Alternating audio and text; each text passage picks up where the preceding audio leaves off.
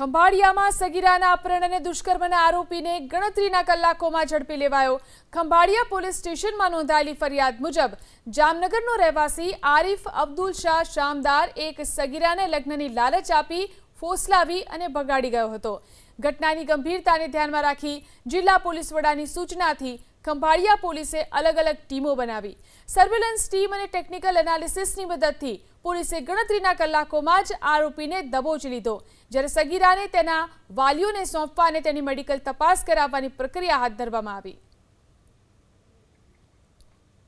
આ કામના આરોપી આરિફ અબ્દુલ શાહ શામદાર રહે જામનગરવાળા નાઓ એમની પુત્રીને લલચાવી ફોસલાવી લગ્નની લાલચ આપી અને જારકર્મ કરવાના ઈરાદે ભગાડીને લઈ ગયેલ છે। જે અનુસંધાને ખંભાળિયા પોસ્ટે ખાતે ફરિયાદ નોંધવામાં આવેલી અને ગુનો રજીસ્ટર કરી પોક્સો એક્ટ હેઠળની કલમ હેઠળ કાર્યવાહી ચાલુ કરવામાં આવેલી હતી।